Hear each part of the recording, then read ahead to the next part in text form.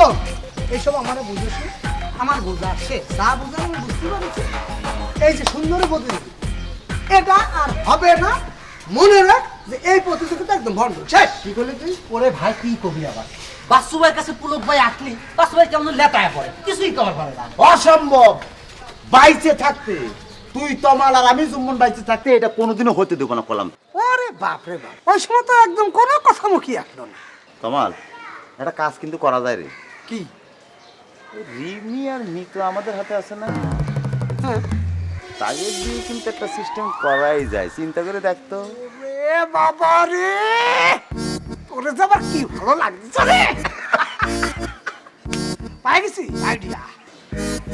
শোন, রিমি আর মিতু এদেরকে দিয়ে বাসু ভাইয়ের কাছে পুলকের নামে একটা বিচার দিয়ে দেবো। দেখ খেলা কি হয়। বিচারটা যদি সুন্দর করে একটা বিচার দিয়ে দেয়, তার বিচার তো এই সোসাইটি সবাই করবে। রতন ভাই, রতন ভাই, রতন ভাই। আমার ভাই, তোমার ভাই, রতন ভাই, রতন ভাই। একটু দাঁড়ান না। ভাই, আমি বলছি রত্ন ভাই, সময় কিন্তু খুব অল্প। তুমি তাড়াতাড়ি করে ভাবির নামটা সুন্দরী প্রতিযোগিতায় লিখে দাও। ভাবির নামটা লিখ, দেরি করলে কিন্তু দেরি হয়ে যাবে ভাই। তোর ভাবি প্রতিযোগিতা অংশগ্রহণ নেবে না, এটা কার কথা? ভাবির কথা না আপনার কথা? আমার কথা। তোর ভাবি কবে কিছু করবে? ওরে বাবা রে, রতন ভাই রাগ করে না। এত রাগ করলে হয় নাকি? দূর। আমি কই কি ঠান্ডা মাথা ভাবির নামটা লাগা লিখে বলো, ভাবির নামটা। বললাম তো তোদের ভাবি প্রতিযোগিতায় অংশগ্রহণ করবেন না।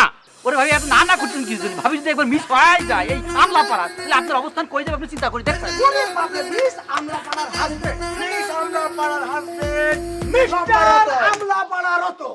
ভাই গেল, ভাই গেল, ভাই গেল, চলে গেল। আমার বউ নাম দেবে না, আমার বউ নাম দেবে না, আমার বউ নাম দেবে না।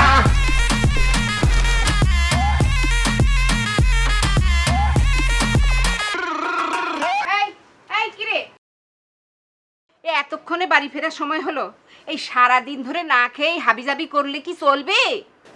মা, আমি কিন্তু এই যে এখন খাওয়ার সময় ঠিকই আসেনি। হ্যাঁ, তা আসছিস। এই তুই মেয়েটার ব্যাপারে তো আমারে কিছু বললি না। মা রে, আমি সারাদিন অনেক একটা বড় কাজ নিয়ে ব্যস্ত থাকি, ওইসব ঝামেলা পরে করা যাবে, ঠিক আছে? এই কি ঝামেলা পরে করা যাবে কি? হ্যাঁ, ঝামেলা পরে করা যাবে কি?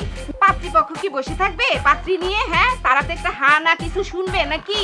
হ্যাঁ, তোর চাচারেই বা আমি কি বলবো? সে সারাক্ষণ জিজ্ঞেস করতেছে তোর পছন্দ হয়েছে কিনা, পছন্দ হয়েছে কিনা। আচ্ছা ঠিক আছে, আমি একটু ফ্রেশ ট্রেশ হই, তারপর আমি বলতেছি পছন্দ হয়েছে কিনা আমি বলতেছি, ঠিক আছে? আচ্ছা ঠিক আছে বাবা, তাড়াতাড়ি কবি কিন্তু। হ্যাঁ, তুই হাত মুখ ধুয়ে আমি খাবার দিতেছি।